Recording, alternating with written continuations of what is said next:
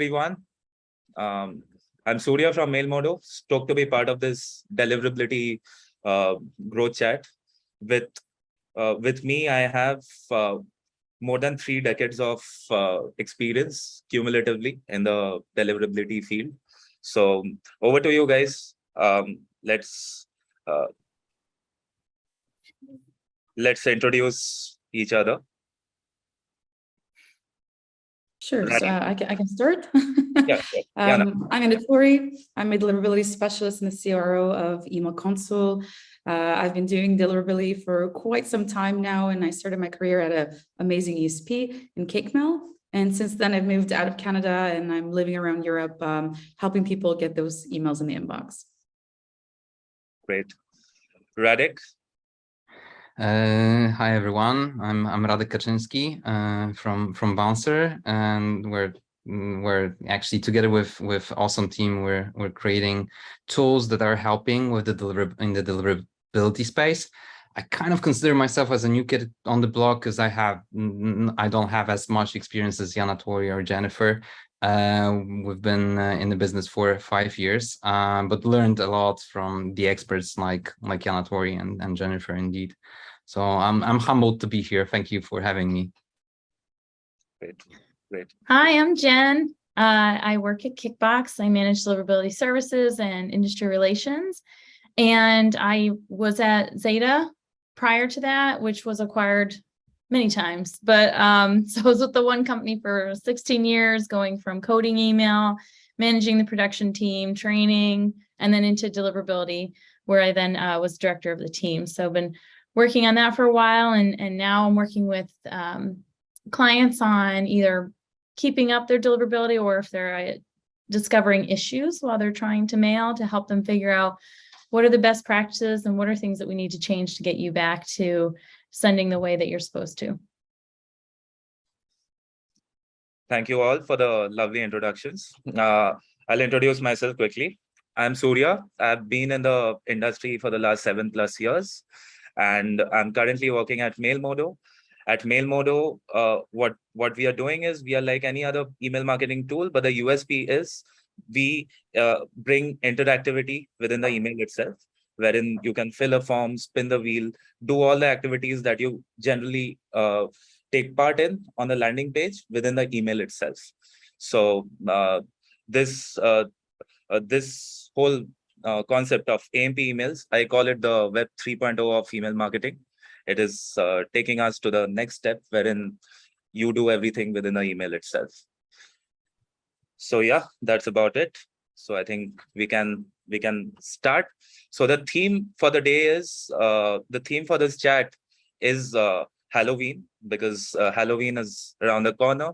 So in the course of this chat, we will be sharing a few deliverability horror stories, which we have all learned from and which all of you can learn from as well. Now, when it comes to deliverability, all of us can just go on and on and on. But what I'll start with is the basic question that a lot of marketers who are new to deliverability have. What is the difference between delivery rate and deliverability? A lot of marketers I've seen confuse delivery rates with deliverability. So, folks, over to you. I can start if you'd like.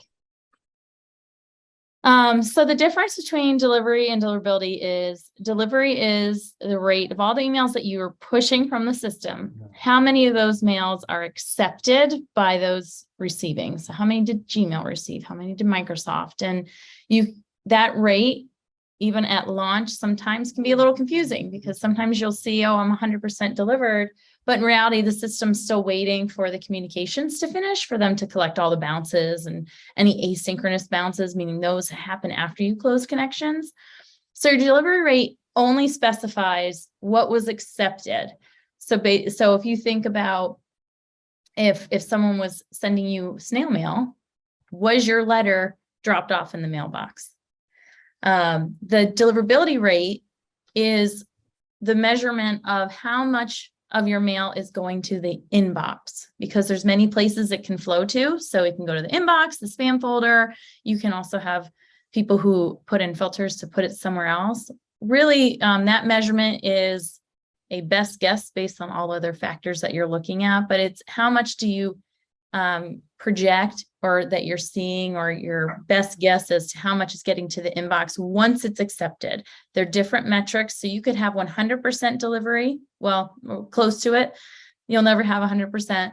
And then 0% deliverability. It could all go to the spam folder. So there's two different ones, and each one has different symptoms and corrections, and each one means different things. So I'll pause in case everybody else wants to add to that. Yana, Radek, you want to add? The one thing I'd like to add is that your deliverability might be different with different inboxes. The amount of contacts you're inboxing, you're sending emails to is gonna change things. You might have some people complaining on Gmail, so Gmail might be a little bit more annoyed, and Microsoft, everybody's engaging, and that just happens to be like the human element to it. And the unfortunate, annoying thing about deliverability is that when you are experiencing deliverability issues and some of your emails are not inboxing, you don't know which ones. So if you're doing some seed listing tests to kind of get an average and be like, okay, I'm inboxing at 80%. You don't know which 80%, you know, or the 20%, is it 20% people who've complained? Is it 28%, I don't know, people who are like new subscribers, for example? Is it people that haven't engaged? So you don't know who it is. You just know that the emails kind of exist, you know, they didn't hard bounce, and you're just hoping the right people got the message. So sometimes when it comes to deliverability things and we're pushing for best practices, one of the reasons is that we want people to have control over who's getting the email, and it's not worth to keep that extra 20% that's impacting you. Mm-hmm. Makes sense. Maybe one thing that I wanted also to share is actually like a question: should we consider mails landing in the promotions tab or some other tabs as well, kind of counting for deliverability? And actually, in my opinion, and this is like industry-wide opinion, the deliverability experts, I guess, is that yeah, if there's nothing wrong with the email landing in the promotions tab if it's a kind of promotional email. It actually is like consistent with kind of your intention, is consistent with the results. So you should you should not be worried about the fact that your emails land in some tabs if it's actually if actually it is correct. So there might be some marketers trying to kind of play around with the system and kind of make sure that they're fighting for inbox, like a main inbox. But I think that like long term, being properly categorized with what are our intentions is a long term is something very good to us. So when kind of coming back to Jan's summary of differences between the delivery and deliverability, if the email lands in the promotions tab, it's still kind of email that was delivered to inbox, and at least that's how we in the industry look at it. Absolutely. So the promotions tab is a type of is a category of your inbox, and most of these marketing tools like eData Source or Return Path, which give you the deliverability stats, they consider promotions as inbox. eData Source, the inbox tracker, gives you what percentage of your emails actually landed in primary, what percentage of your emails landed in promotions and social. So it gives you that category level of information as well. So just to add to that, because I know there's going to be more questions about the promotions tab. A lot of people worry about it, as Radek was saying. And when we measure it here at Kickbox too, I look at that as just a data point. So much can change depending on where you land, but it changes like what the provider does too. And not everybody has every tab enabled. And people use their iPhones, and the iPhone or the Android and the native app, they don't have tabs. So it's good to know where you're going, because it also indicates, are you, if you're marketing and you're landing in a social, what's going on with your mail that it's getting filtered that way. You want it to go to places that your customer expects you to go. So like one of the examples I gave at a conference I did was if you deliver the mail, it gets to the mailbox and you bring it into the house, your bills need to go to the kitchen because you spend a lot of time in there cooking, and that's kind of where your place to go is. And then maybe a magazine that you'll get to later goes next to a rocking chair or your bedroom or a playroom or wherever. You'll get to it when you have time. And that's what the promotions tab is for me, and how you can view it as it's still getting in the house. It's getting into a room you frequent, but it's not going into that main area that you need to get your most crucial communications, and you need to get to those right away. So it's still a good place to be. It's just a matter of when you're going to get to it.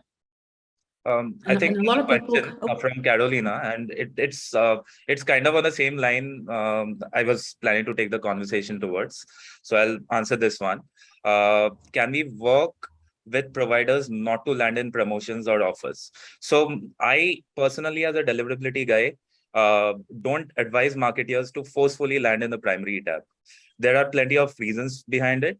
One major reason is if you are forcefully landing in the primary tab and it's an inactive user, you might get an unsubscribe, or you might get a spam complaint. So there have been cases wherein I've seen landing in the primary tab has led to a surge in the spam complaints, and this has led to a decline in the domain reputation. So I would say always organically let the emails land where it wants to land.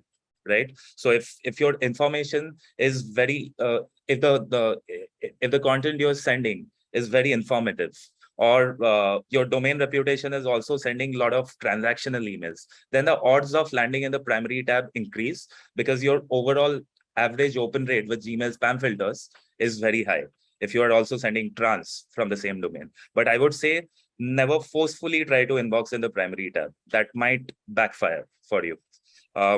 You guys, do you agree? I'd love to add that the thing that people need to understand with the different tabs inside the inbox is that they don't work the same between different inboxes. So this is an example I usually use. My father is 73 years old. He lives in the United States, and whatever store you go to, people ask for an email address and so on, and it's his name. So he just gives it out, and he gets so many emails. He can't tell a real website from a fake one, and he doesn't really engage with the emails the same way that I would or we would here. And the same emails that we both might be getting, we're not getting them at the same place, because the way we act within our inbox is completely different. So if you're trying to get emails out of the other tabs into the inbox, unless it's actually like a one-to-one communication where, for example, for some reason you're using like an ISP to do these one-on-one communications just because it's easier, the inboxes at some point are going to realize that these messages need to go to the inbox, or because people are replying back to them. But if you're promoting something, running in circles after your own tail, trying to tweak the content in order to land in the inbox is just going to hurt your marketing strategy. You might not get the engagement you're looking for. And another thing, and I've been trying to find the article, so maybe you guys know where the article is. When the tabs came out years and years ago, there was a decline in some of the marketing statistics because people didn't know how to use them. But over time, the ones that wanted to use the tabs versus the ones that just, not everyone uses them, by the way, so you can just turn it off. The ones that we're using it are in a specific mindset when they're going to the other tabs. So if they're looking, they're bored at work and they don't want to read their emails and they want to see what they've gotten, that's when they're going to go, and they're going to be in the right mindset, which means that they've converted more. And I keep trying to look for that article, and at some point I'll find it again. But there was like some statistics there showing that yes, at the beginning it did hurt, but over time, the people who liked using them ended up converting better. And the last thing you need is to be ruining your own, the way you're talking, your tone and so on, trying to make that email go in the inbox. I would rather spend more time targeting people, creating various messages so that people in different groups are going to, get pushed in different ways. And let's all be honest, I don't know how happy you are when you wake up in the morning and you look at your inbox, but sometimes I'm not happy. So it's very important that when I put my marketing hat on, I don't do the same thing that I find annoying, because the inbox is fine. We're going to figure it out, they're machines. So when humans show something to a machine that they like or they don't like, the machines are going to definitely listen to it. As an email marketer, you should always think from the lens of the end user as well. So you need to respect your end users. Yeah, and empathy actually is like super important, and kind of, well, and being honest to yourself. If we are sending a specific type of the messages of the emails, there's actually a proper categorization is a good sign that actually, you know, the intentions are clear. And when the intentions are clear, then there's the risk, as you said, the risk of getting spam complaints and or, you know, unsubscribes is lower because we're delivering on promise. But also, you know, it's probably like an evolution, and it's like work in progress, I bet, because it hasn't been like so long time since the tabs have been introduced. I bet that the main ISPs, the email providers, will be kind of experimenting with the promotion tabs as well. Maybe different ways of, you know, showing the content there. Might be, you know, so different form, like showcasing might happen at some point. I don't feel like landing in specific tabs if it is consistent with what we are actually sending, and will be long term a bad thing. And I'm like looking forward to the ideas that those main providers will come up with of how to actually utilize this space, because it's yeah, it's going to be really interesting to see. Right. Gmail And I annotations think is one. Sorry, Jennifer. I was just going to say, to your point, mailbox providers are always adapting, and they're also adapting to their customers' needs, and that includes the application. So if you think about what Yahoo rolled out with their mobile app and all the different ways that they can navigate through it to say, okay, I want to easily find all the emails I'm subscribed to so I can remove a couple, or I want to look at just the shopping or just the coupons. And so they're understanding that as we evolve more through email, because email's not really new anymore, how can they better create these applications so they're very user specific and friendly? And so things are going to continue to happen to email. It's going to continue to get classified. It's going to continue to have animations that pop up, or different codes in schema.org that you can use, or annotations, all these other things that can really enhance your email specifically for the user. And so that's, there was, you know, Radic made the comment and somebody else made a comment in the chat. But if you really think about how your user is not just using your email, but within the tool, I think that's going to help you better customize your messaging, so you know the messaging that you want them to go look for and where to go look for it. And you can't control what the mailbox provider is going to do with their user agents and all the kind of stuff that they're going to do to present that data to, or those emails to their customers. You can't control that. What you can control is making sure that you're delivering and that it's going to the inbox, and then the mailbox provider is going to take all the signals and then make the magic work. Mm-hmm. Right. I would like to end this topic with one quick tip that I've learned with respect to Yahoo. So to improve delivery rates with Yahoo, right? Don't open more than 20 SMTP connections. If you tend to open more than 20 SMTP connections, you'll see a lot of bounces. So that's one tip that I wanted to close this subtopic with. Now over to the next subtopic that I would like all of you to discuss is email warmup. How do you build reputation with spam filters? For me, building reputation with spam filters is like building a good credit score by doing good transactions. So over to you guys. The fun part about this is that you have to maintain a relationship with every single inbox that's on your list.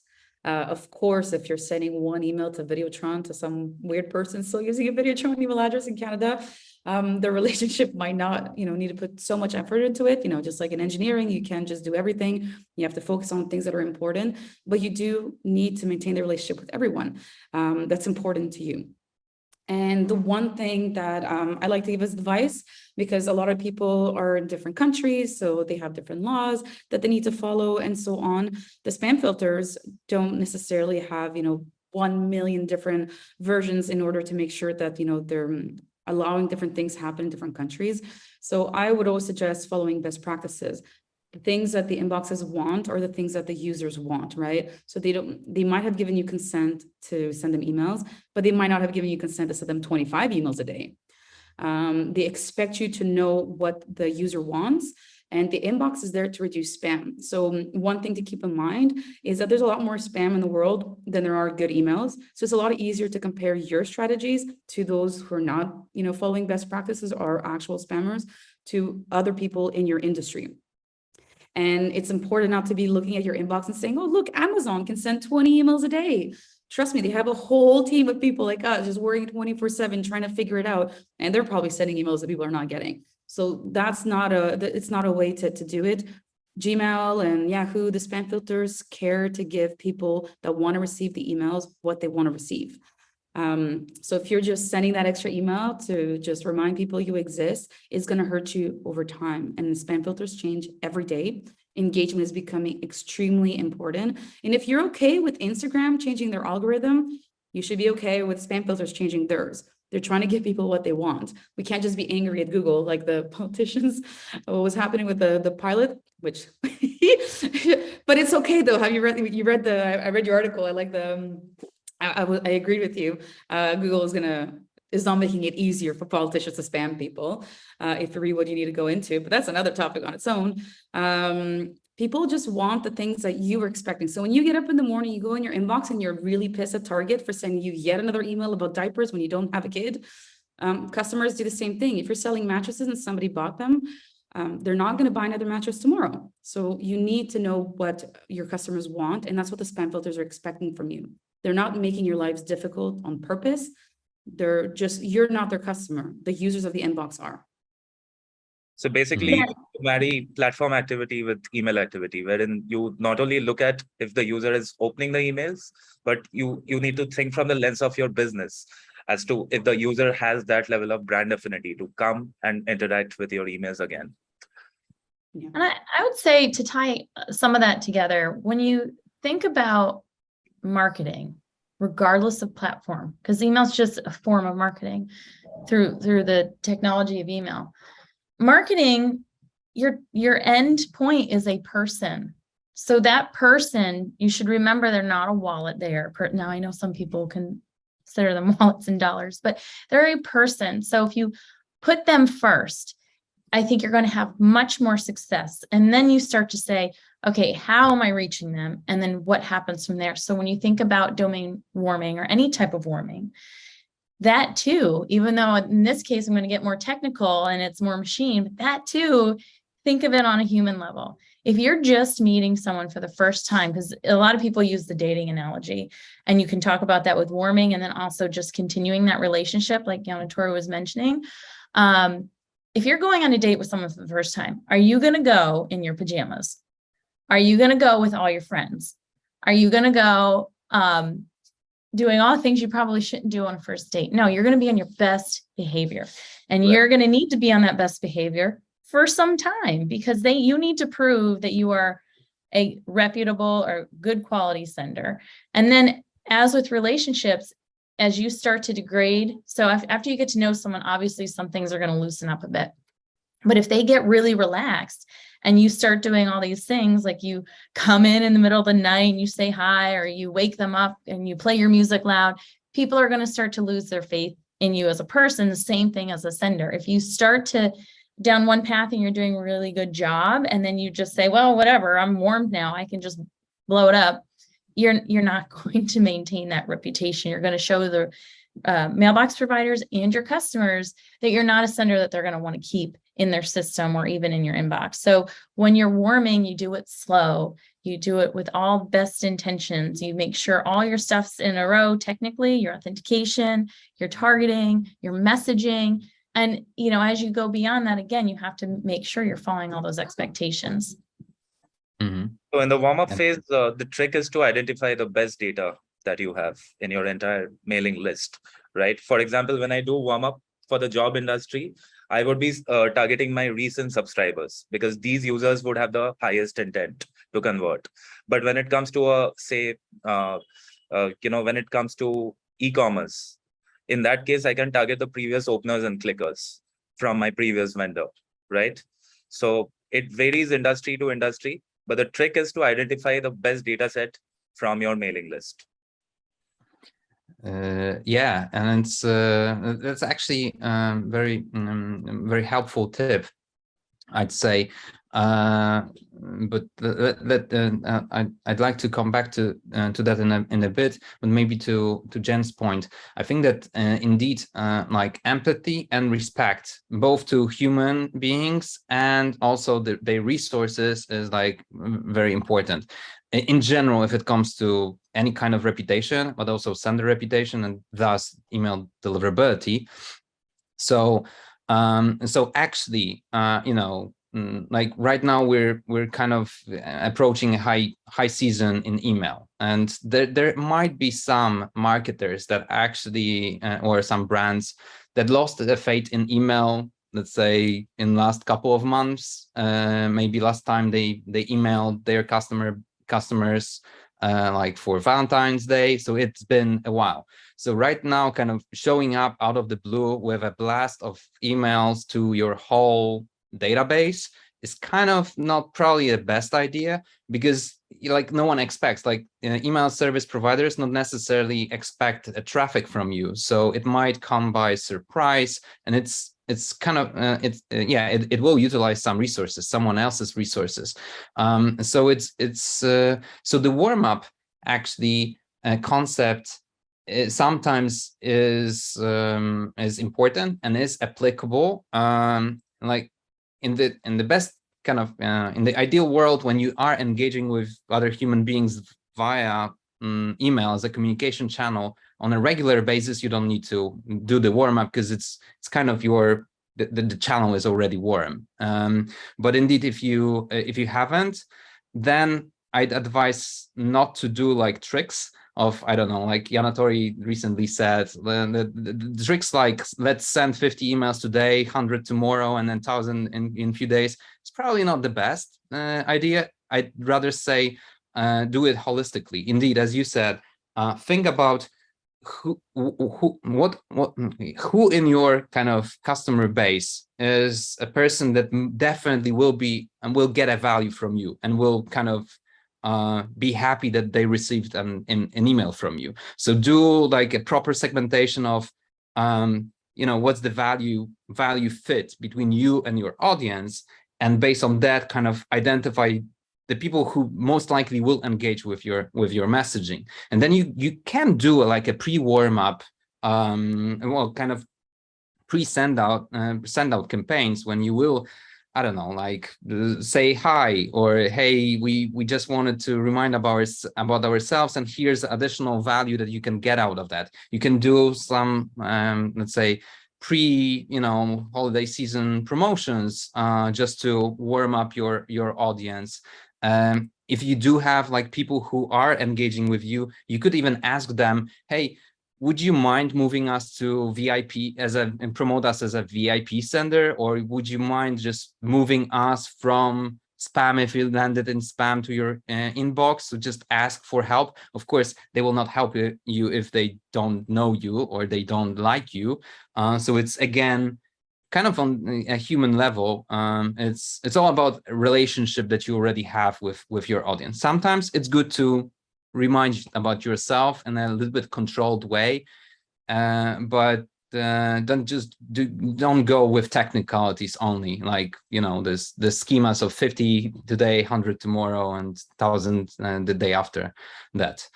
So that's just a piece of advice from me.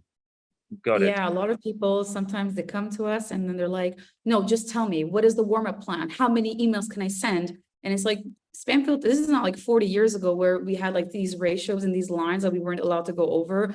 I mean, unless you're sending millions and millions of emails an hour to only Yahoo, knowing the rate limits are not going to be important to you. The thing that the spam filters want is to give content that's wanted. So they're going to do anything they can. This is why we're talking so much about engagement and sending valuable content, because even if you wanted to send 1 million emails an hour, if people expect them and people are happy and they engage with them, the inbox is not going to give you a hard time. And warmup, the one thing that's important with warmup, it's not only for new domains or for new IPs, any changes, any pivots that you're doing, different content. You have, your I don't know, Walmart, and now you have a pharmaceutical section. Probably not promoting pills every other email magically after, promoting your lawnmowers might be a good idea. Everything needs to be done slowly. And of course, you start with your most engaged users because you want the spam filters to see that, oh, they changed and people aren't complaining and they're still opening and interacting, then this sender is good. The content is good. Warmup is not only for new stuff. If you're changing ESPs or things like that, it's also for business changes. Are you changing your sender domain or, to a subdomain? Are you using a new ESP or you're adding a new ESP? Even if you have great reputation, don't just go out and send emails to the world. Be smart about it, because the machines are machines. They don't know. They're trying to protect people. So you might not have bad deliverability, but they're just blocking some emails for a while to make sure that they can create a baseline, see that everything's okay, and then they'll open the floodgates and you'll be fine. Right. And what I've seen really helps is if you can move 20 to 30% of your transactional emails to the domain you're trying to warm up, that really gives it that initial level of boost. Have you guys done something similar? Yeah, it depends on the industry. At least for me, it depends on the type of customer. Some people have really small life cycles, Right. Others are, they have long life cycles. If you've, I don't know, signed up to like a clothing store or whatever, you're expecting the emails, you might be ignoring a lot of them, but you do care about the email popping ups here and there. So yeah, definitely targeting, and it's always the hardest part, right? Email statistics are not the most precise metrics out there, and they haven't been for a long time. Apple just announced it to the common people. Email metrics have been weird for a very long time. So you want to make sure that there's a baseline and that you're measuring what's happening after, which always starts with what is the goal of the email. If you're sending out emails and you're just like trying to figure out content, that might not be the best way because people can fall off. When it comes to email, you need to have a goal. If you show me one of the emails, like, what's the purpose of this? I'm like, I don't know. Like I had a customer once complain they didn't get any click rates, but they had no links in their emails. So that was funny. You need to have a goal and connect your Google Analytics, check what people are doing. You might realize that you're sending people to a specific web page because the email is just like the agent to get them to do something else. Very rarely, or not very rarely, but not all industries need a finish at the email. Like we have an event, you want them to sign up, you want them to add it to their calendar. Check what people are doing and if that's going to help you, because if you send emails, you get 100% open rates and nobody comes to your webinar. I don't think that email marketing was successful, right? Measuring what's happening after is always going to be the best. And you can add Google Analytics there. You can see if you're bringing people to the right page. If you see people going and they're immediately leaving, the page should go somewhere else. Maybe the next email, that's where you should bring people. Email is more than the sending and receiving. It's getting people to do something for you.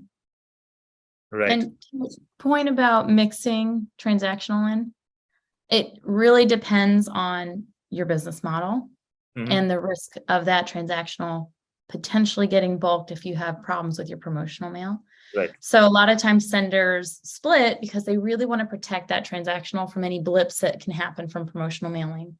Although you still get complaints on transactional, surprisingly, because there is also the reality that, and I follow this a lot. If it's easy, that's the way I'm going to go, because sometimes you're lazy or efficient, however you want to view it. But, people want to bulk check and delete, or they just like, oh, I don't want to get this, so they'll hit spam, or it's really close to the delete button or something. So actions sometimes are just, a way to clear the screen away. But I would say if you don't have the volume to support separate IPs, then those times you can kind of combine them. If you do have the volume, I would rather separate, because I'm the type of person that if your promotional can't stand on its own, there's a problem with your promotional. Don't use your transactional to bring that up. Now, there's always those edge cases that it's not working because you don't have enough volume throughout the month. Okay, then yes, you're going to want to combine, but you want to look at all the little pieces, because what works for one sender may not work for another. And that's what I find really interesting for me about deliverability, but very frustrating for clients, is like, why can't we just have one size fits all? It doesn't work that way. Right. So one important takeaway for the audience: when do you need warm up? When there's any change in the email headers. You are changing your envelope, you're changing your IP, you're changing your domain name. you should go for a warm-up. And as Yana mentioned, sometimes when you're changing the content also, go a little bit slow to build that reputation with the spam filters. Another thing, transactional emails, even if you're moving transactional emails to piggyback and build a reputation, don't move 100% of your transactional emails. Maybe move 20%, keep it on for a while, and then move the transactional back to the main domain name. The ideal setup is sending newsletters or promotions from a subdomain, and your website main domain should be sending out the transactional emails. That's the ideal setup. One question, guys, one thing I've come across recently, Yahoo is actually sending you feedback about deliverability. It's a paid service. I went on call with them. So basically they are giving you the stats. Do you think the other ISPs like Gmail are going to, in the longer run, give us stats about deliverability? Other than Google, I mean, there is Google Postmaster. Unfortunately, it's only going to give you data if you have enough volume being sent out. Right. They don't give you a lot of information. I mean, I think it's very crucial information. They give you your sender reputation. So they'll let you know if it's high, medium, low, or bad. And Yep. if you're really, really bad, they can just not give you any information. The difficult thing for all ISPs out there is creating a line between giving information that senders can make, good decisions, and giving too much information where people can reverse engineer and try to go around the measures that they're putting into place. Keeping that in balance is very difficult. Like, for example, if a spam trap network told you which emails were spam traps, then you just wouldn't send emails to those spam traps and you never get caught or have to change your list hygiene practices, right? Google does give it is free. So Google Postmaster, right? It's very interesting. They'll give you the IP reputation, your sender reputation, how many emails, the percentage of it that's authenticated, which is extremely important. Step number one, guys, authenticate your sender domain. It allows you to manage your reputation and ensure that the inboxes can make at least a difference between you that didn't authenticate, maybe a new tool that you're using, and somebody else that's pretending to be you or piggybacking off of your domain. And you can't see Smaller the business. You can't see the reputation if you're not signing DKIM on your sender domain. Yes. Yeah, with a lot of inboxes actually. And there's a lot of inboxes, and that's usually, I don't know if it's going to be a question later, but one of the things that people are not really aware of, and I get this question a lot, or this statement a lot, is like, well, I have deliverability issues and my spam complaints are really low. And it's like, well, a lot of mail providers do not report back who has complained. Meaning that, if you have your list and it's 90% Gmail and 90% of your list has reported your email as spam, you will not get an answer back. So your spam rate will be 0 because people complain and the ISPs haven't gotten the message back. Not all inboxes do this, of course, but a lot of them do not give you that information, which means that over time you're accumulating people who may have complained and you have never removed them from your list because you never did an engagement list cleanup. If you're using, Kickbox or Bouncer or a list cleaning provider, and you upload a list of emails, my email exists, but I may still have reported you as spam. So you're still emailing me. I'm not seeing your emails anymore. Spam filters are making it difficult because they open and click emails. So yeah, I might have opened technically an email or two, but I haven't received and I haven't done anything. So over time, it's really important to take a step back and put a sunset policy in place and slowly let people go. And email's supposed to work with all your other types of marketing, right? So back to your question, I think there's always going to be a limit of information that is going to be provided because they're expecting you to understand what you're doing in your industry, and that your customers and you have a relationship with them. They're not there to manage it and block your emails to people they know don't want it and let you know who it is so that you can do cleanups. They're expecting you to manage this and they're just protecting their own customers. So I think there's always going to be a lot of information that's not going to be shared.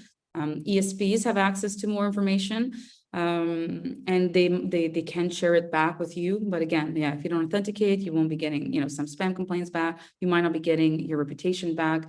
And of course, there's so many ISPs out there, so many. You can imagine some random Greek one, or I'm in Cyprus at the moment, some random inbox service provider here doesn't have the resources to manage this. They barely have the resources to look at your authentication, let alone give you a reputation page.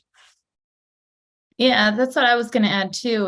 And to your point about the spam complaints, you could have really low spam complaints because you're in the spam folder. No one's going to complain then. It's going, they're not going to go look and be like, oh, let's complain. Although I have thought about let's that. confirm. Yeah. I think But, in you the longer know, run, the spam filters are going to be a little bit more marketeer friendly, because I think Yahoo has taken that step. It's giving you the deliverability data, exactly what percentage of your emails landed in inbox, spam. I What would do you- caution to say that it's going to be market friendly. They want to inform, and even Yahoo, if you don't send enough volume and you don't have good reputation, you're not going to get that data again, because they don't want to enable spammers. And they also have to keep in mind, in addition, with all these other providers, privacy. Privacy is huge. Right. So what information can they legally share that will make sure that nothing will get out that can identify a customer? And that is really important as well. Plus, like Yana Tori said, there's a resource, whether it's time or not, but it's also expensive. It's expensive to maintain that data. It's expensive to do the feeds. Right. And that's why for Yahoo, it's a paid service, because it's not cheap. Right. And Google Postmaster, it was like a miracle when they sent something out. For the longest time, there was no information. Microsoft SNDS exists, but that's old. And I know that they want to work on it, but again, it's expensive. And then you also have these systems that may not have been updated for years and years and years. So it might not be easy to pull some of that data. So I think that we might get to a point where there's more and more data. I don't think it's going to be for small ISPs. I think it would be for the bigger ones, but I still think we have quite a ways to go before that happens. Because some of this data, for those who are really trying to enable good senders, we would love to have their hands on and really move forward. But also it can really hurt the ecosystem if somebody else gets their hands on that data to say, oh, I'm starting to find patterns in here that I can now do this. And I've only heard a couple things that people do maliciously to get past or try to get past filters. They eventually get caught, but it usually makes my jaw hit the floor. And I'm like, geez, you know, what people do.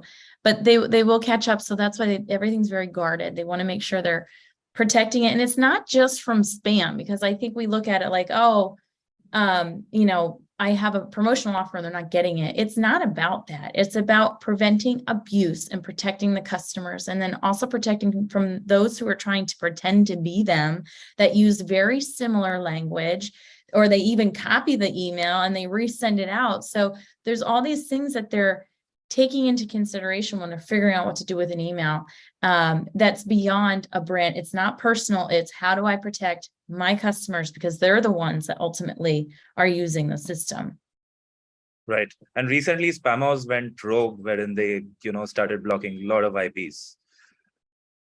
Yeah, they did a lot of informational listings. So Spamhaus doesn't block though. They just put up a listing that says, I find this one questionable, do what you will. And so they base that off of, they've improved their filtering. So even like Yana Tori said, Instagram updates, we do expect mailbox providers. And you know what? We expect the block list and all anti-abuse to constantly update, because bad actors are constantly updating. So Spamhaus did the same thing. There's a lot of mail out there and I don't think I'm catching all of it. So let's at least enhance our sensors. And that's what happened. They started to see all this other activity. And so they put a lot of it as informational. That was essentially a warning to say, hey, clean up your act, or this is going to go into a formal listing. And for those who subscribe to my list, you're going to get blocked. Right. Guys, there's a couple of questions in the chat section. Addressing the audience, we will have a separate Q&A round. So in the last 10 minutes, we will be answering all of your questions. So let's carry on with our conversation. So that was more or less summarized what warmup is, what are the best practices, and how spam filters look at you. Now, since you guys have so many years of experience, Yana, you have been working with email deliverability for the last 1 decade. So how have you seen spam filters evolve over the last 10 years? Oh, it's been really fun. And actually, if you guys want to read a really good article, guys, go on the Kickbox website and go check Al's article about this. But the most important thing to understand is that, or like, I guess the biggest change would be that I was going to explain it very simply. Back in the day, it was very black and white. We didn't have so much data to rely on. Emails are coming from IPs. People didn't like the IP. We blocked the IP. And then people, of course, went to another IP and started all over again. And then domain reputation started coming in. And now things are growing exponentially. Engagement is now easily more tackleable. There's not a word in English, but close enough. Not all inboxes can do that, of course. They don't have the manpower. I mean, even Microsoft has an issue with their spam filters the last couple of years.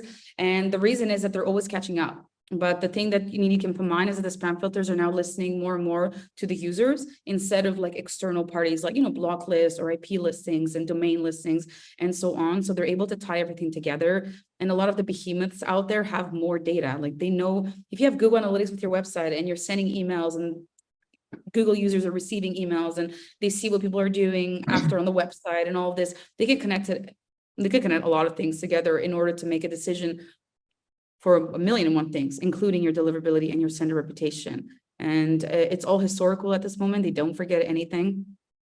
So I'm just, the biggest change for me is that going from like black and white, if and else, kind of going to something that's a little bit more complex and is like the whole ecosystem and everything you're doing is a lot more important now. So you can't hide. And the more tricks you do, like Jen was saying, the more tricks you do, the more you're teaching the inboxes what to look for so that they can block you from doing it and everyone else.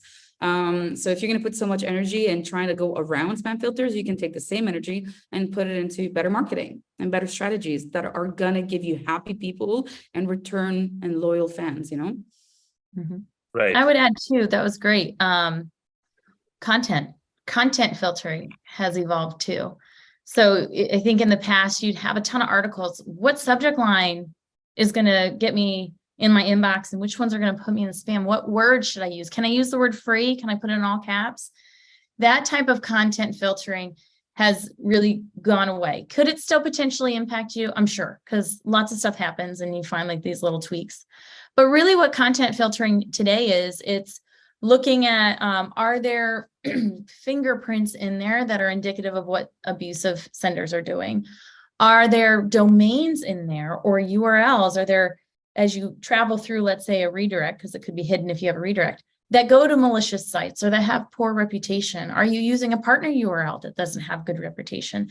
That more will impact you than using all caps on a word. And, one way you can test content too is you send out your email with something very simple in it, see what happens. And you can slowly add in your chunks to see, is there something in there or is there a URL that you're flagging? And Al had a really great example. He said, Al Iverson, who I get to work with, yay, a period, there was no space after a period. And just the way the next sentence was structured, it actually looked like a domain and it was a bad domain. So sometimes it's as simple as that, like a space created something visually that to the eye or to a reader that it looked like it was a bad domain that they were trying to go to, whereas someone who's reading it understands a space is missing. So yes, in that case, content can impact you, but really it's about the holistic view of it, of if this is a negative message that's going to hurt my customer in some way. Right. Yeah. So spam filters have evolved from being just rule-based to completely AI/ML based, right? And they are continually changing. They're coming up with new policies. For example, Gmail has started blocking emails with duplicate to and date headers.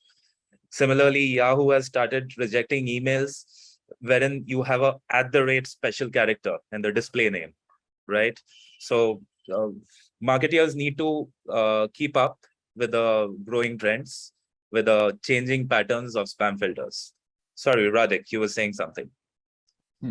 Yeah, actually, I really like Jen's point on actually, the intentions of the spam filters in general.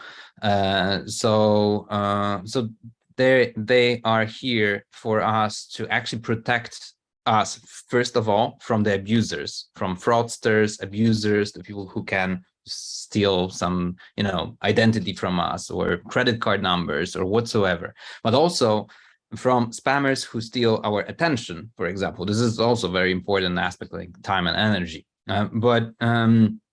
And as Jen said, spam filters are trying to identify some patterns, at least right now, kind of using the machine learning, artificial intelligence already to identify some patterns of inside the messages, the content, the reputation that might indicate that, increase the probability that indeed this is an abuser or a spammer. Like an example of a recent customer from us.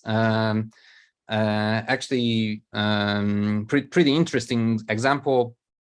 Folks are just building like a VC fund, and they're trying to raise some money so that they will be investing. And they've been sending around some emails to people that they do know that might potentially invest in the raising of a VC fund, and they been landing in the spam folder like all the time for main mailboxes. And when we looked at actually, their reputation was spot on, and the domain was kind of existent for 5 years, there haven't been much signs about any stuff why they could be landing in the spam. And then we looked at actually the message itself and the HTML, and it occurred that folks just created a message in the Word document and then copy pasted it to Google, and the all HTML was like, a dirty one. So it was a dirty HTML with changing fonts in the middle of the sentence, very similar fonts, but still different fonts, with a lot of links to LinkedIn, but also link shorteners. And so to the spam filters, it just looked like a potential fraud. The quality of the email was from the HTML, but in general, other stuff was pretty low, and filters identified it as a spam. And every time we're putting it into the spam folder, just fixing the HTML, just fixing the amount of the links helped with the whole thing. But I think that the spam filters will not stop at that, because actually there's, in the background, there is a fight between the spam filters who are trying to protect us and also the abusers and the spammers, and those last ones are kind of putting all their efforts to get into the inbox, so kind of game the system. So the spam filters have to evolve as well. And I think it will go from reactive mode to also proactive mode, and will be kind of probably folks are already working on some evaluation of whether that message will be bringing a value to this consumer based on all the characteristics and all the data from the past experiences of that person, but also people similar to that person. So I think that it's going to be evolving, but in the end game, it's going to be a good for the ecosystem. It's going to be maximizing the probability that the message will resonate with the receiver. I know it was a long monologue, chaotic one. Radek, I think that was our first deliverability horror story. The example of your spamming. This one was pretty tricky one to spot, because it was at the end it was kind of obvious, but to find it, it took us some time. Right. So we talked about the evolution of spam filters. Finally, let's move on to data segmentation. What type of data segmentation will get you in the good books of spam filters? I think we covered a little bit of it in the warm-up phase, in the warm-up subtopic, but we can throw more light on it. So how do you guys go about segmenting your mailing list? Okay. I usually start with reviewing sometimes the email marketing strategy. Sometimes when you ask people, what are you expecting your audience to do from receiving these emails? They're like, come to our website. Okay, and then what? Is that enough? Or do you really think people are just going to go on the website, say, beautiful website, and go back to their inbox? Sometimes you need to change certain things in order to be able to track something. That's the first step, because if you can't track what's happening, and I'm not talking about open rates and click rates. I mean, if you can't track what a user is doing and what's the value of all the work that you're putting into it, it makes it a little bit harder to understand than what's happening in the inbox. Of course, it's one of the questions I see here in the Q&A. Open rates have not been a great metric as a standalone metric. The reasons are, there's a variety of reasons. It depends on who's in your list. So if you're, emailing a lot of Microsoft Office or AWS, people have to download the images in order for the tracking pixel to be pinged. If your tracking pixel is at the top or at the bottom of an email, it gets cut off and it's at the bottom, and somebody opened the email and you don't know about it. And then you have the reverse. If you have bad reputation, or you have certain links in your email that are fishy or weird, or you made a change in how you're talking or your templates and so on, spam filters are more likely to look at you. There's a million and one reasons why open rates and click rates can be a little bit skewed. So it's always important to be able to track what the goal of the email is, and to see, of course, if what you're sending is valuable to people, because it's like a vicious cycle. If you don't send valuable emails to people, people don't engage with them. Therefore, your email marketing statistics are getting skewed more and more, on top of the fact that they're a little bit difficult to be very precise to begin with. And then that affects your reputation. It just keeps on getting worse and worse and worse. And you might be making decisions not because you don't think things are okay, it's because you don't see anything wrong. You're making decisions based on the data that you have, and that might hurt you if you're not, and we tend to be a little bit difficult when it's our own companies. Of course you should send an email to everyone. Everybody loves us and everybody wants the message. And it's not true, right? How long can people stay our customers, or how long can we keep the retention in the inbox? So it's important that all that energy is put correctly at the right place. But so the first step for me is having a good marketing strategy that you can track the results, and that will allow you to make better decisions. See who's on your list. You can pass your list through a lot of different services that'll let you know that, for example, I have a domain. One of them is on, some of them are on G Suite, some of them are on AWS. You might be able to see what inboxes you're emailing, and that might allow you to maybe focus on inboxes that don't prefetch content, or for example, that don't require a user to download images, and see if you can spot different variations over time based on the inboxes that you're emailing. And of course, monitor your reputation and make sure everything's okay, so that you give yourself the biggest chance of having the most precise data. Ask people. Email's a two-way street. You can ask people what they want. But don't worry about the whole open rate. I mean, I still remember that image that was on the 250 OK webinar at some point. I think it was Verizon that was comparing 2014 to 2017, the open rates, and it was 60% was skewed. What Verizon was seeing, and I think it's Verizon, don't take my word for it, was seeing in the inbox was there's 60% of that was fake open rates based on what the ISPs were. I don't know how big the thing was. It was just one graph, and I will never forget it, because it was 2017, or 5 years later, and we're complaining about open rates because Apple announced it to the normal people of the world, instead of us just yelling at it behind the scenes as email geeks getting angry. People don't listen or believe us. But that's how it is. And the problem with that is that spam filters are updating so quickly, and they're making such big changes that things that you might have been doing that were okay yesterday, today, they're not okay anymore. And you have to change. And you can pout and yell and cry and, I don't know, do something and go burn down some buildings. But at the end of the day, if they decided that this was not good anymore, or that they didn't want to allow this anymore for their users, you're going to have to change what you're doing. And I think it's important to be able to have great goals so that you can have the most precise statistics that you possibly have with a good center reputation, because you don't want to go from good to bad in one day, because then I don't know how you're going to be doing marketing strategies. You're going to be going a little bit blind, in my honest opinion. I'd also add Sorry. too, sorry about that. You also want to think about the point of collection.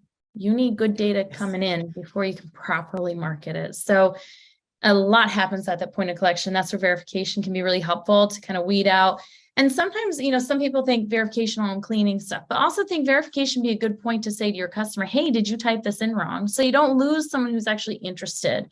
Now, you're also going to have some customers who are going to put bogus emails in. Then you want to ask yourself, at that point of collection, am I giving them incentive enough to give me a good address? So that's also why point of collection is so important. And then you want to protect your forms. So protect them with honeypot fields, reCAPTCHA or CAPTCHA, protect them with double opt-in.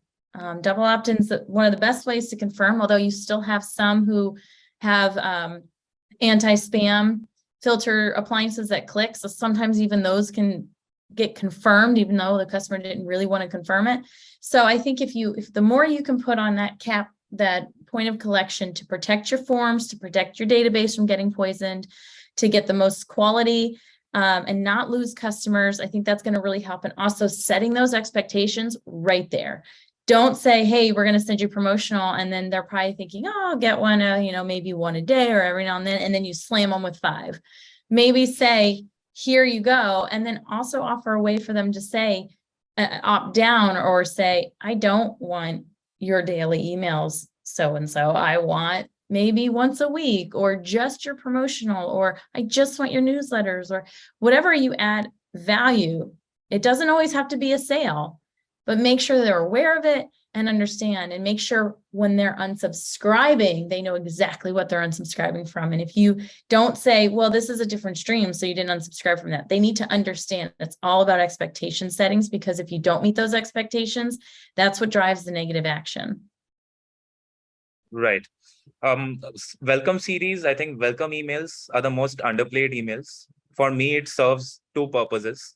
One is it's a very organic way of cleaning your database. If there's a typo, if there's any wrong email address entered, the welcome email will filter out all the hard bounces. And second, it can act as a preference center.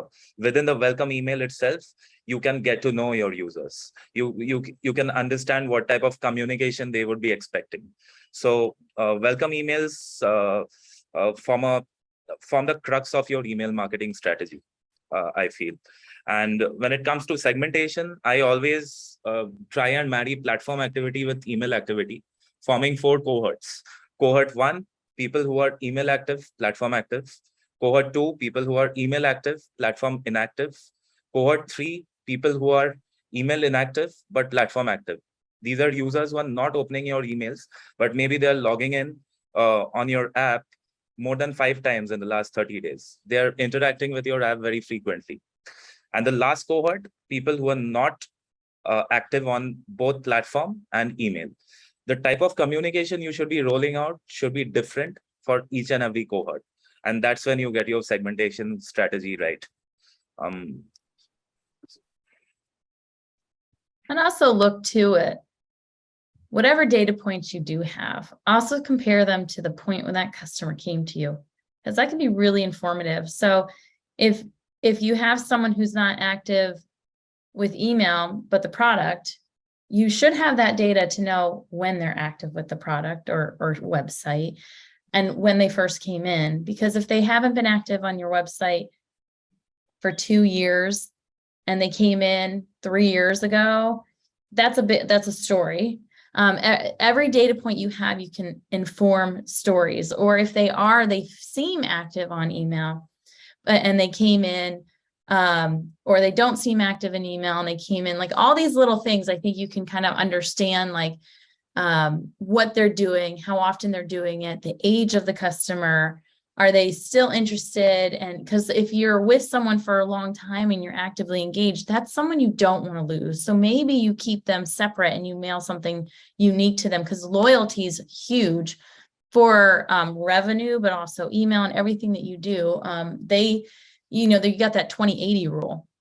You're probably going to have 80% of your revenue from 20% of your customers. So that you want to nurture that loyalty. And so those subscription dates can help determine who they are against all the other activity that you have.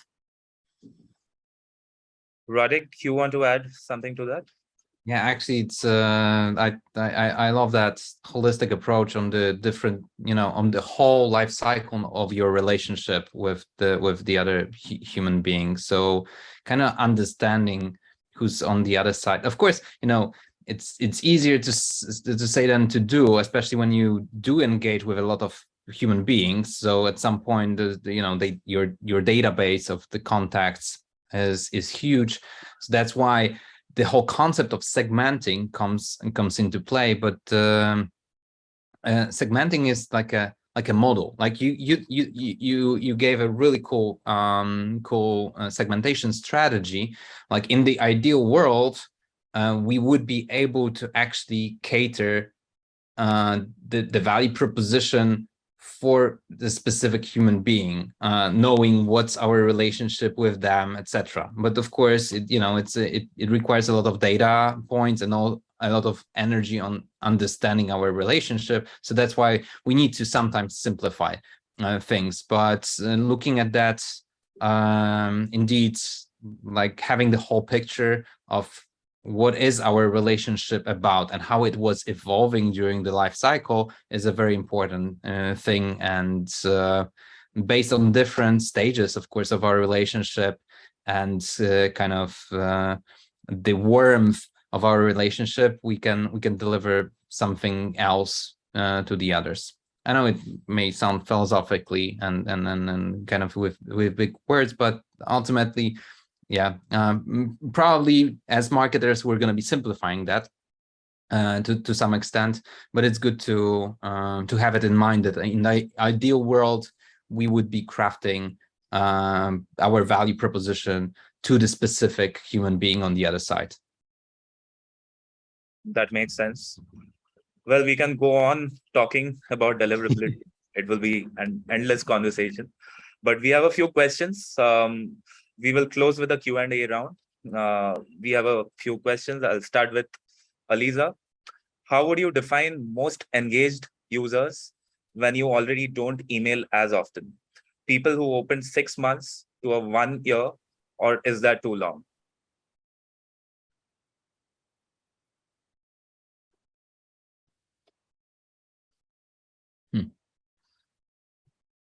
It actually depends. It depends on. Yeah, this is the most often probably answer we hear in the deliverability space. It depends, but it does depend on the subject of your relationship and how your relationship looks like. Because indeed, sometimes an engagement once a year still means that, yeah, I am engaged. I do want to hear from you. It's just I don't look at every single or click every single email out there. So it all depends on the nature of our relationship with the audience. But Jana, Tori, you've got some cool tips about actually cleaning some of your lists based on the engagement, right? So what would be your tips? Sorry for just Yes, throwing. for me, it's going to depend on what your sending practices are in terms of like your volume. Are you sending one email every year? Are you sending one every day, one every week? How big is your list? How are people engaging? If people are really highly engaged, they want to receive every email, go for it. At the end of the day, you're going to have every couple of months. If the more you send, the more you should do it. The less you send, medium amount of time you should do it. If you send once a year, it might be interesting to clean your list. I'm not really sure I can come up with an industry that only sends an email once a year to everybody. But if you are, it might be interesting to do some list hygiene as well, because emails that used to exist might not exist anymore. So the last thing you need is that on that one email a year, you have a high hard bounce rate. But generally, if you want to keep your list clean, one, you need to be able to define your goals so that you know who you need to remove, because people can be like we were saying, people can be great avid fans of your app or your products, but they don't need an email from you. And there's the other way around. People need emails in order to interact and remember about you because, I don't know, you're in a weird industry or there's a lot of competition out there. If you're selling shoes and Nike's selling shoes and everybody's selling shoes, maybe you're competing in people's inboxes. And instead of focusing on how many emails, you should be focusing on your message. And when it comes to list cleaning and you have those goals in mind, it makes it easier to trust what happens with the open rates. Using all the data points together, and you can make the difference between somebody who's receiving an email every day and has interacted with 5 of them in the last month and hasn't bought anything in a year, versus somebody who, for example, might not be engaging with all the emails, but the moment they do spot something interesting, they're going to go and they're going to buy something. So it's important to not only look at specific metrics on their own, but to look at them, all of them together. Jen was saying how important it is to see where people are coming from. And I'll give you a really good example. One trick that people are using in order to grow their list, because growing your list is always what people want to do other than send a lot of emails. They offer these like PDFs, right? You have these LinkedIn like ads or like these LinkedIn boxes or Facebook ads. I'm going to tell you what I do when I see a PDF, like download this PDF. If the PDF title is interesting to me, that is what I'm focusing on. I don't even realize who the company is. I'm like, yes, I want this PDF, and I put my email in and I press save. And I know why they're asking for my email. They want to be able to email me. And then weeks later or the day later, I get emails. I'm like, who's this? I don't know where they got my email, and I'm not a spam complainer, so I usually just unsubscribe.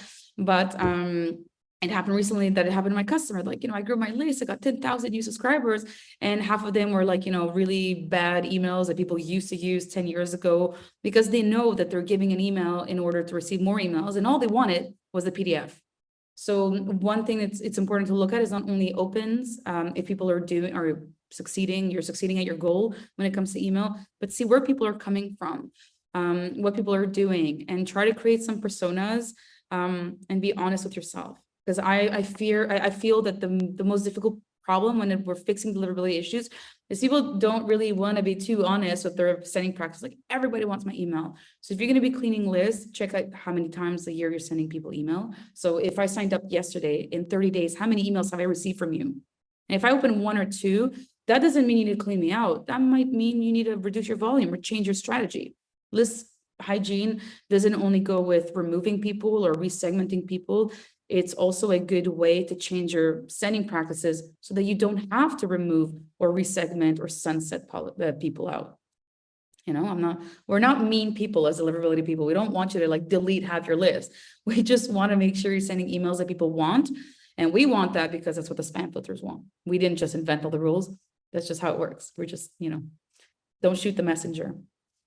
And I would add too, again, it goes back to expectations and what your customers want.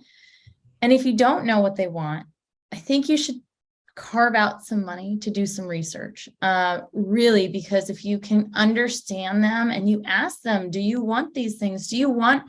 I'm only sending once a year, but do you want informative? You don't always have to sell to them. And I saw this, I don't know if everybody knows who Blue's Clues is, but I saw this great little documentary on them and how much time they took into researching the brain, children, and what they want.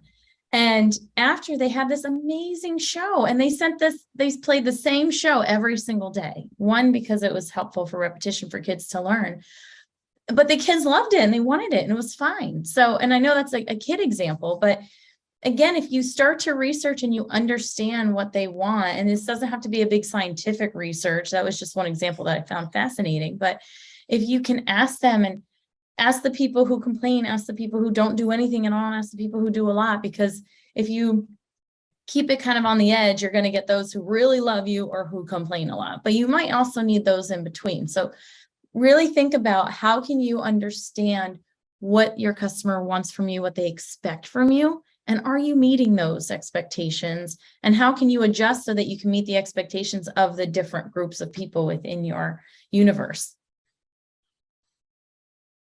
Okay. I think, I hope, Aliza, that answers your question. We'll proceed to the next one by Shubham. If my emails are landing in spam, how can I build reputation and start getting them in inbox? Well, like for Gmail specifically, I would say switch to active data. But before that, understand if your domain is blacklisted by Gmail. So this can be understood by looking at the error message that you get when an email is landing in spam. If the error message cites a lot of messages from xyz.com, which is your sender domain, have been identified as spam, in that case, I would say go for a new domain. You can't get the reputation back for this domain. You have to keep it neutral for a couple of weeks. But if the reputation is low or bad or medium and the emails are still landing in spam, I would say switch to active data and you will be able to get all your emails in inbox. You guys want to add anything to that? Sure. Yeah, the most common problems with Gmail is going to be engagement. If you're purchasing lists, it's gonna reflect because minus the fact that emails exist or don't exist, or there may be spam traps there. People who don't know you're not going to engage with you, and Google's going to figure it out. If you're going to buy a new domain and do the same thing is going to happen again. If you're not buying lists, 9 out of 10 times, and maybe it's not the same for you, for you, Radek and Jen, but 9 times out of 10, the issue comes from the list. You have a stale list, you've been emailing the same people forever, you haven't removed them. If you clean out your list based on engagement, and you be difficult on yourself, be harsh. If you're having bad issues, you have to be mean to yourself a little bit. Clean out the people that you know are not going to give you any more revenue. Keep the new people in that have subscribed and want to receive your emails. Send them valuable content, reduce your volume, and that will allow the spam filters to kickstart and look again, have you changed? Because if you change your best practices and you're doing things fine, you wouldn't even have to actually change your domain or do any crazy things, but you're going to have to change something. Because if you think moving around, sometimes you like to blame the ESP, right? It's a MailChimp's fault, and it's not MailChimp's fault. There's like people like us working there. We know how to take care of our things. Hopefully, trust us. It's a sender side. So if you don't change your practices and you just move around, change things like on a technological level, the spam filters are going to figure it out. And of course, you're sending people to the same website, you're making them do the same thing. There's other ways to figure out it's still you. So you need to be harsh and actually make the changes that you need to make. And that way you can maintain your brand, because for some businesses, it's very important to be able to maintain their brand. And you can fix things if you fix them. Relationships can be fixed, but you need to change your practices. And like the best place to go on Google and write like emails landing in spam. They have a nice page explaining best practices. Authenticate your domain, have consent, send emails that are wanted. Spam is not fishy, weird emails that steal your credit card information. Spam emails are just annoying, unsolicited emails.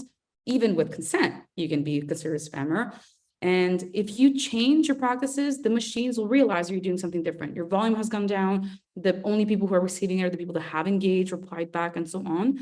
And try to change your strategy in order to service your audience instead of only yourself.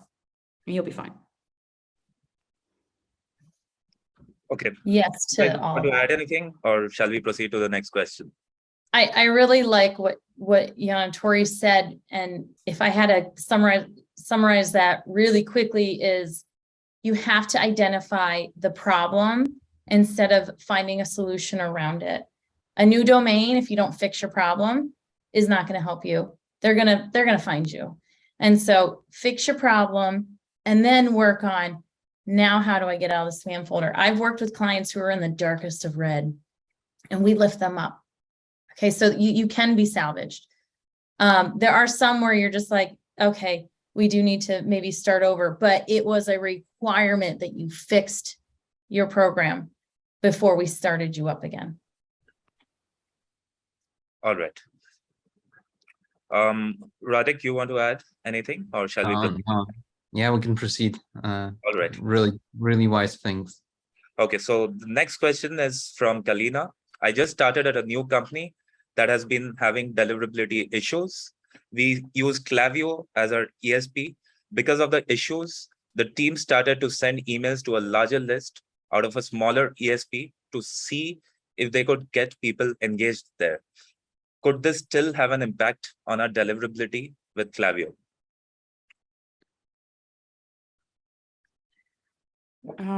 Practices go on, there's multiple levels of ways to track your deliverability. So inbox by inbox, it can be the types of emails you're sending out to, who you're sending emails to, your domain. Things are going to get tied in together. So if something great is happening in one ESP and not that great in the other one may help the other, or one may affect the other negatively. Having multiple tools is not the issue there, as long as, if you're migrating or testing things out and you're slowly doing it and you're kind of introducing yourself to spam filters, we're doing something new. One thing will not affect the other. The problem is that if you have certain issues or you're not following best practice, for example, and you move ESPs, you're just going to bring the problem with you. So I'm not really sure what specifically might be the issue here, but an ESP is not going to help you land in the inbox more than another. your sender reputation is key here, and what you're doing as a sender is going to be way more important than which ESP you're using. So if that was the test, it might help at the beginning, but the moment you move over and you bring all the bad stuff with you, you're going to create the same issue somewhere else. It's a lot more important to try to figure out what the issue, where the issue is actually stemming from. Is it your list? Is it your authentication? You know, sometimes we think we're authenticated and you just, somebody goes, plays in the DNS and something breaks. And then the inbox is like, well, these emails used to be authenticated. Like, what's happening here? There's a lot of things that can happen. Changing your templates, having broken URLs, you didn't notice, and so on. I would try to figure out what the issue is first and talk with your ESPs, talk with both of them, and they'll help you figure out where the issue is stemming from, and then listen to them. Instead of arguing with them, you can listen to them and implement the changes. And you know your business best, so you know how to mix together deliverability, you know, mean rules with how to still make money, and you just combine it together and you'll be fine. One important, sorry, ahead. go ahead. That's all right, you can go. No, one important aspect to take care of while managing two tools is managing the blacklisted data. You must ensure that whoever is unsubscribing from tool A is blacklisted at tool B also. That's very important. Over to you, Jen. Yeah, I like that. Be careful, to make sure you're managing your list regardless of platform. But I was going to add to, Kickbox has I think it's score.kickbox.com, a tool where you can run your email through. Yana Tori's point about authentication, I've worked with clients on Klaviyo. Klaviyo is a great platform. Any type of self-serve platform that you set up, often authentication gets overlooked, and not authentication because they'll authenticate for you, branded authentication. That is what's really important, because those are really good signals to help identify the mail and that it's yours. So look at your technical setup to say, am I branding in every way possible? Because I worked with a client, as soon as we branded them, they had double engagement. So those are things to look at as well. And if you're still having problems, there's something internal that needs to get worked out. And then repeat of everything Tori said. Right. Radhik, you have anything to add to that? No, not really. You guys covered it pretty well. All right. So shall we proceed to the next question then? The next question is from Tilak Bobby. Happy to see the deliverability wizards talking email. I have a couple of questions. The debate on promotions versus primary folder. If a client has a very good engagement and low spam rates, and they want to try landing in primary, would you recommend any tips, recommendations around that? During holiday season, the email traffic spikes drastically. Do you support affiliate marketing or cold mailing in some cases? Are there any exceptions? Okay, for the promotions in primary folder, Tilak, is a little bit unfortunate, but there is no way to control it. You can go around, try to change the content so that you seem more like, you know, soft, and that it might not be promotional. But at the end of the day, the way that each individual user within their inbox interacts with your brand is what's going to dictate what's going to happen after. So maybe in your case, emails are going to promotions. In some other cases, I might get webinars and updates just because I do so many webinars. Sometimes my inbox sees them as me trying to get updated and have a calendar invite. In other cases, depending on who the brand is, I might get some of the emails in the inbox, but that's just me personally. People are scared of the promotions tab because years ago it did affect their return on, you know, the return. But over time, the people who have continued to use them in Microsoft or Gmail are acting the way they're acting in their inbox, and the inboxes will continue to serve them and their needs. So if you are getting some emails in the promotions tab, maybe not everyone is. And there's no way for you to know. Even if you do SID listing tests or inboxing tests, however you want to call them, those inboxes are not your users, right? So there's some people that have, like, I've had customers that had bad reputation, high spam complaints, and with the users that care about their emails, they're getting all the emails. No matter how much Gmail hates the sender, they're going to keep getting the emails. New subscribers are not. Anybody who doesn't have the same kind of persona or doesn't act the same way in the inbox is going to have issues. So the spam complaints and the domain reputation is not the reason why your emails are going to promotions. When you have a reputation issue, things are going to spam, they start getting blocked completely outright, and so on. So I wouldn't worry too much about it, and I would focus on creating the best content that is the most valuable, figuring out what time you should be sending emails so that people see it, instead of taking all that energy into trying to soften your message so that people don't know, like the spam filters might not know. If you're promoting a webinar yourself, blog post, it's a promotion, and people are in a different mindset when they go there. Usually at bored at work, or, just scrolling, and they're going to go look for them. Work on your subject lines, make them attractive, not clickbaity. Don't, I guess a positive clickbait, like interesting enough to click, but not like a fake one where it's like, we have amazing promotions. And then you get like a 5% off a $2 purchase, you're like, thanks for the 10 cents. That's going to be the most helpful. And if, for example, your lawyer promotional, it's not promotional, sorry, you can ask people to take the email and move it. If it's like informational, but you're sending it from an ISP, which might help mark an email as promotional sometimes, ask people to move it. So if it's, you're a lawyer and you have to send really important information, and you're using MailChimp or CakeMail or whatever, you're going to want to ask people to move it. If they move it, they're going to keep going to the inbox. If it doesn't, and that's where people want it, that's where it's going to stay. And you cannot control that, unfortunately. None of us can. Over the years, I've seen so many dirty tricks adopted by marketers, including having a hidden paragraph, an about us paragraph, to forcibly get the email in inbox. But trust me, those are just dirty hacks. Primary inboxing is never a fix. It's only a hack. Yeah. So if you It's want to one by pick one. an email marketing program, you need to get the segmentation strategy right. The second question, asked by Tilak, during holiday season, the email traffic spikes drastically. Do you support affiliate marketing or cold emailing in some cases? Are there any exceptions? I think that's a mail motto. Is it against your terms of use? Most ESPs, it is against the terms of use to do any cold emailing. Spam filters don't accept it. You might be, in certain countries, you might be allowed to buy lists, but spam filters don't care. They have one spam filter, and if Europe says something, and Canada says something, and Brazil says something, they're not going to make it easy for you. And if you are doing affiliate marketing, make sure that the affiliates are very clear. If I'm signing up to win an iPhone and I start getting, refrigerator emails, I'm not going to do the connection, and I'm just going to report your email as spam, and you won't know, and I'll never get the emails, and your reputation is going to get hurt. So if you're doing some sort of affiliate marketing, like we usually say, your list is your biggest niche. Your list is going to help the spam filters recognize really quickly that they don't want to get the emails. So always make sure that everything is very, very clear, that people know what they're signing up to when it's on the affiliate side. And for cold emailing, volume is, we're deliverability specialists, we don't like cold emails, right? But volume is not key here. It's, I know that, for example, when I had an agency back in my early 20s, I used to go to like stores, the small stores, and be like, can I make you a website?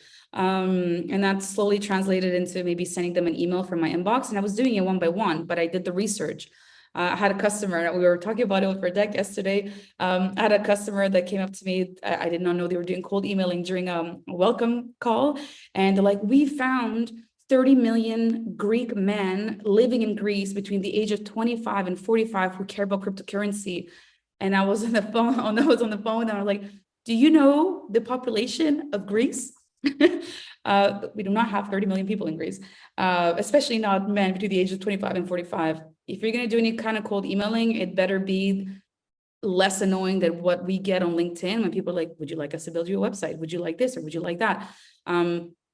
Targeting is going to be the most important thing, and cold emailing is going to hurt your domain like that, because the spam filters can recognize it 20 miles away.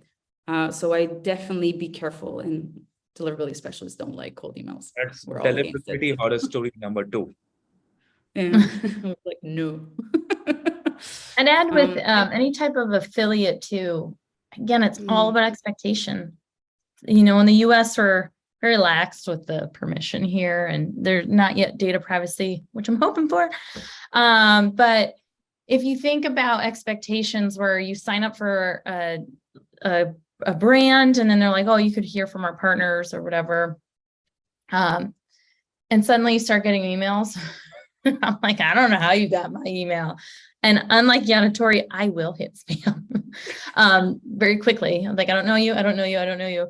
But it's about expectation. So customers may sign up thinking, oh yeah, I'll get some things, but if they don't realize they're going to get it, or they don't know from who, it's not going to work very well. So again, it goes back to expectation settings and just being mindful of who that end user is. Yeah, the mindfulness is super important. Yeah. Sometimes I do have like moral dilemmas about the cold mailing in general, and well, some might have hear from me that indeed I do see some, you know, in some cases a cold email as a kind of an equalizer, especially for, you know, less fortunate brands, maybe not the biggest out there with the big budgets to actually use other marketing channels. But indeed it just has to be like mindful. So if for some reason you are making a cold email, just do the research and just maximizing try to maximize the probability that the people that will receive a message from you are going to be interested with what you've got to offer, and regardless whether this is a product, service, or a thought. Yeah, it's yeah, it's if I were to add a horror story on top of that, someone who was not mindful, I get cold emails a ton. And the ones that are like, would you like to buy this list? I'm like, oh, they didn't do their research, spam. So, you know, these bulk cold emails I really struggle with, because they're not really one-on-one. The one-on-ones, they're going to happen, and you do reach out to people, or you find forums and you reach out that way.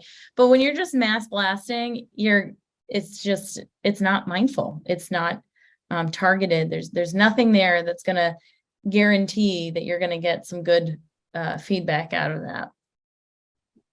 Yeah. So Tilak, hopefully that answers your question. The next question is from Akash. We use a shared IP due to low volume sends and follow the best practices. Recently, the shared IP was blacklisted, and it took up to 2 weeks for ISP to unblock the IP. That ended up hurting the reputation score. What would you recommend in such cases? I would suggest you start monitoring your sender reputation. If you're on shared IPs and the IP pool has issues, it's usually some bad actors. You know, ISPs are fairly quick into trying to recognize who's creating the issues, fix it with the block list and so on. You shouldn't be affected by it unless you don't have that great reputation yourself. So it's extremely important to be able to differentiate between, you know, the ESP might be having some issues, and you might be having some issues. If you have the budget and the volume, having dedicated is great, but that is a whole other conversation, because now you don't have the backing of, you know, CakeMail and MailChimp and FlowMailer doing the job for you. You have to do it all on your own, set up feedback loops and so on. And it can be very, very complicated. So if you see if you see some things that are not supposed to be affecting you as much affect you now, there are probably other red flags that weren't enough to create very apparent issues for you. And once that happened, that might have blown up. Another reason might be the inboxes you're dealing with. So for example, it's not the IP, usually it's the domain, but if you're on Spamhaus DBL, because you have, you know, some spam traps found their way in your list, Microsoft is going to hard bounce every single email until you get delisted. But that would be a you thing. And whenever things like this happen, I don't know if you're sending from your own inbox or you're an actual ESP, but if the ISPs are really angry, you need to change your practices, unfortunately. Moving away is not going to be enough. And if you're on a shared MailChimp IP pool and one of them gets listed, it doesn't affect all mailbox providers. Mailbox providers are smart enough to tell the difference between different senders. Using an IP pool, they know how MailChimp works. And you might also be on an IP pool that has medium-ish senders on it. So you're all affecting each other instead of, you know, being a good sender that they can trust to put with other good senders. It's like going to the bank. If you have bad credit and you need a house loan and, you know, your mom comes and helps you because she has a better credit score than you, the bank might still say no. And or vice versa, they might say yes.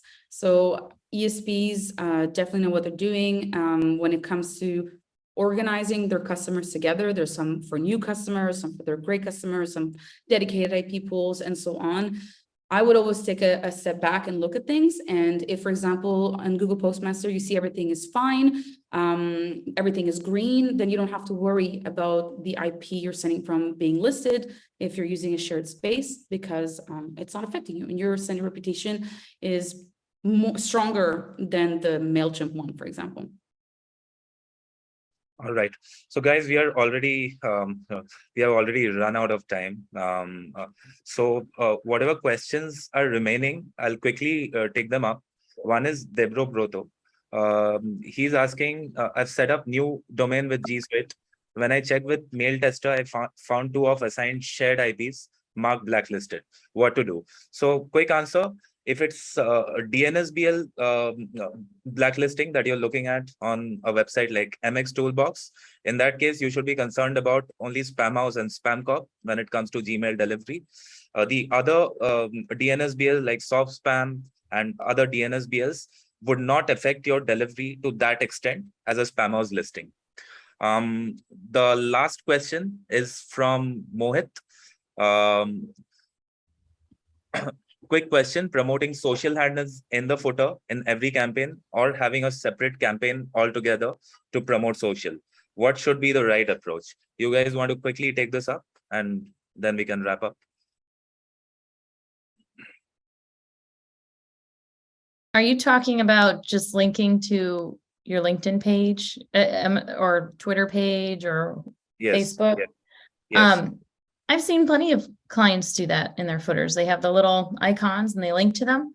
I think anything can harm you if that landing page is a place that has a negative reputation or view. If you're trying to impersonate someone or anything like that, anything, if it's not used in the right way, can harm you. But in general, lots of senders use their social handles in their messaging. So that alone should not be causing problems. If there's problems, there's something else there that you need to dig into. So Mohit, I hope that answers your question. With this, we come to the end of this Halloween themed deliverability chat. We plan to share more horror stories, but trust me, as I said in the beginning, when deliverability guys talk, it becomes an endless conversation as it has today. It was lovely meeting you all. Lovely meeting all of you. So bye guys. That's the end of the deliverability chat. Thank you. For having us. Nice to meet you all. Bye. Bye.